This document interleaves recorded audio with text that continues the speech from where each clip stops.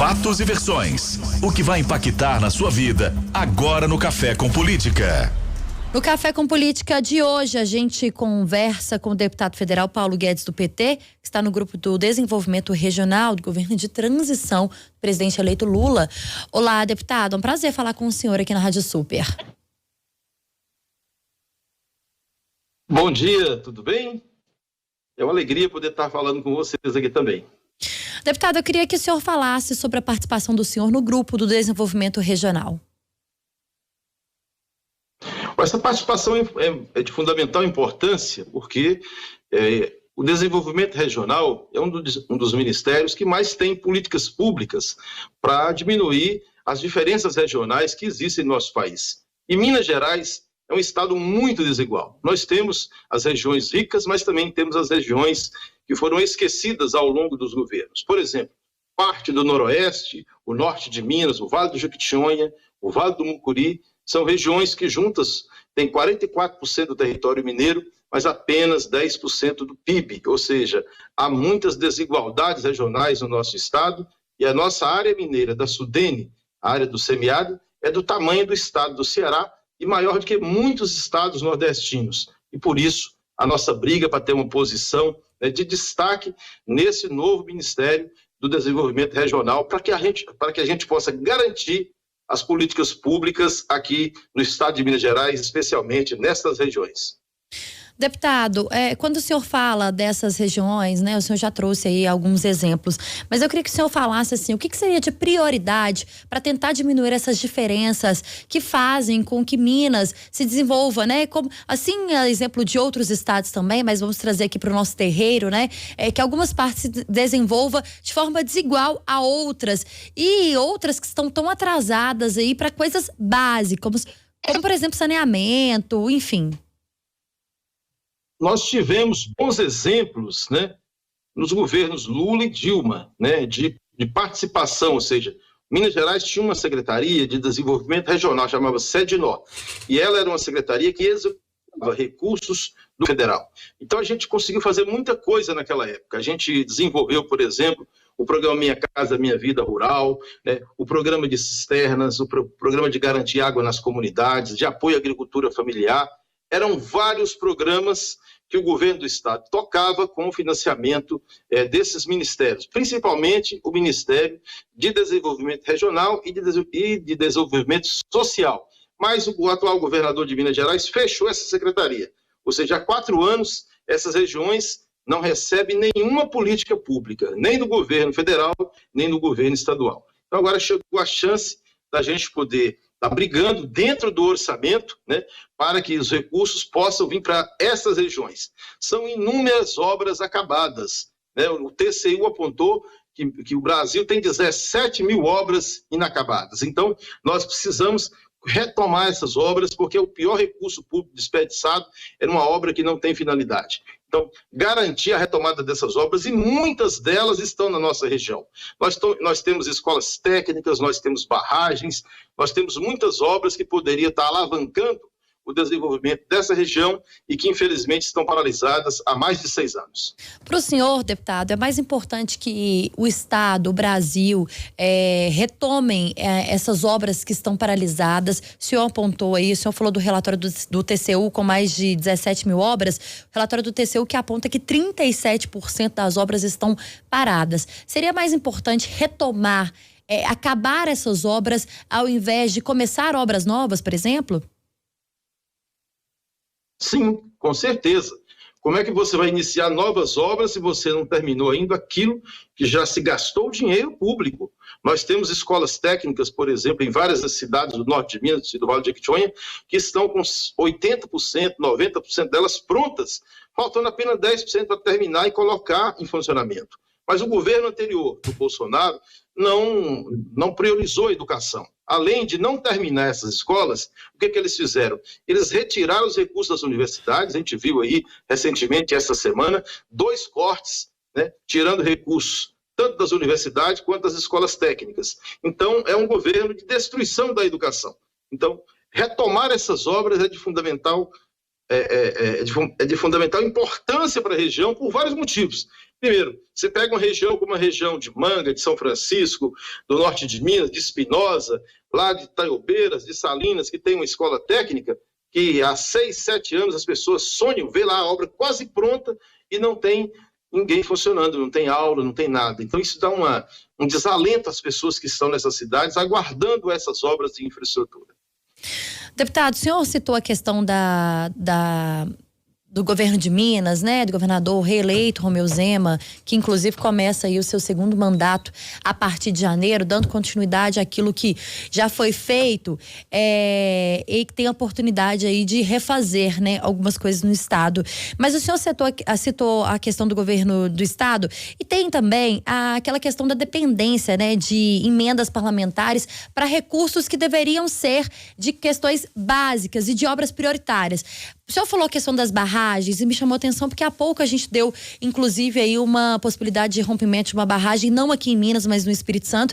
Mas a gente sabe que a população de Minas vive em constante medo em relação às barragens que estão em risco, dezenas de barragens no estado, e que há a necessidade de novas construções aqui em Minas Gerais. O que o senhor acha, na opinião do senhor, o que o governo de Minas deveria fazer em conjunto aí com o governo federal para tentar talvez minimizar os impactos negativos que as barragens construídas em risco já trazem para o estado, e o que deveria ser feito também para que novas construções pudessem ser feitas aqui em Minas Gerais? Primeiro, o governo de Minas precisa começar, porque ele ficou 4 anos sem começar nada.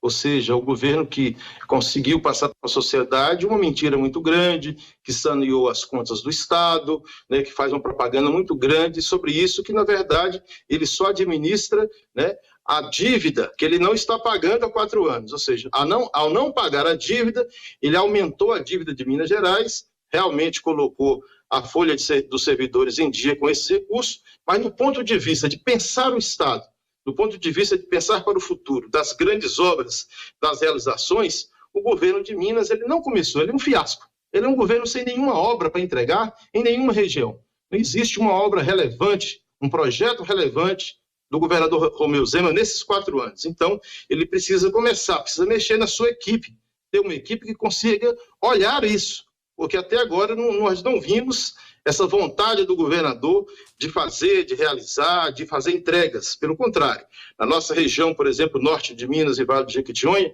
onde o governador ainda não tem uma única marca, ele fechou a única secretaria que a gente tinha de desenvolvimento regional, que captava recursos federais. Então, precisa primeiro isso. Segundo, a gente precisa garantir recursos dentro do orçamento. Mas para garantir recursos nos ministérios, para fazer esses investimentos, é preciso, antes de tudo, aprovar a PEC do Bolsa Família no Congresso. Com a aprovação dessa PEC, nós vamos ter, aí sim, uma sobra orçamentária para que a gente possa colocar nos ministérios, inclusive no de desenvolvimento regional e em outros ministérios, para garantir que os programas que foram destruídos no governo Bolsonaro voltem a ter recursos e a gente volta a normalizar, onde os ministérios terão algum tipo de recurso para atacar aquilo que for mais urgente. O senhor tentou algum tipo de conversa com o governo de Minas em relação a essa secretaria que, segundo o senhor, foi fechada pelo governador Romeu Zema, essa Secretaria de Desenvolvimento, para que isso pudesse ser retomado nesse novo mandato? Assim que o governador anunciou que iria fechar a secretaria 4 anos atrás, eu estive com ele em 3 oportunidades, em eventos públicos, fiz discurso, fiz cobrança por várias vezes. Ele falou que ia ver, mas não fez nada, ou seja, concretizou o fechamento dessa secretaria, que tem recursos em conta sendo devolvidos para o governo federal. Lá nós deixamos mais de 80 milhões para abastecimento de água nas comunidades. Esse dinheiro foi devolvido e o abastecimento de água não chegou nessas comunidades no Vale do Jequitinhonha e no norte de Minas. Enfim, o governo, quando ele fez não sei se vocês lembram, no primeiro dia do governo Zema, ele baixou uma portaria, uma canetada, que ele demitiu todos os servidores em comissão, todos, né? Dizendo que era tudo petistas. Na verdade, ele ali destruiu um pouco de quem pensava a máquina administrativa do estado de Minas Gerais.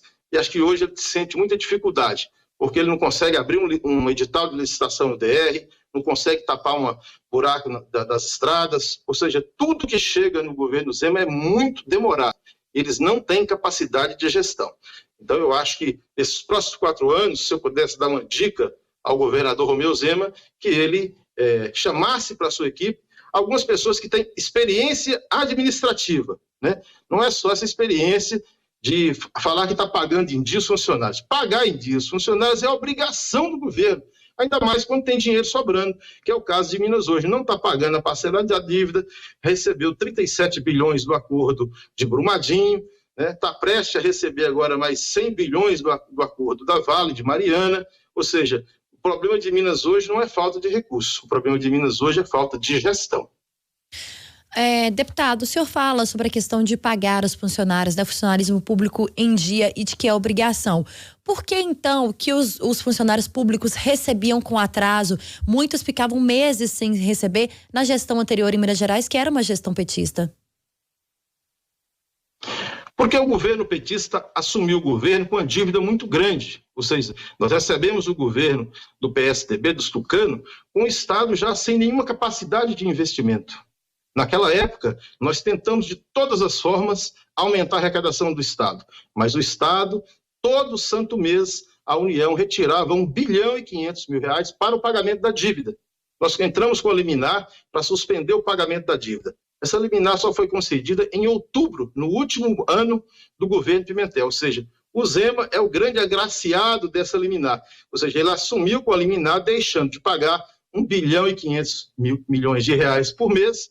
Com esse dinheiro, ele começou a colocar as contas em dia. Ou seja, ele não produziu nada de novo, ele apenas herdou uma herança bendita. Ou seja, ele herdou, uma liminar que impediu ele de pagar, desobrigou ele de pagar todo mês 1 bilhão e 500 milhões da dívida. Ou seja, ele regularizou a folha, mas aumentou a dívida de Minas, que era de 100 bilhões e hoje está de 150 bilhões.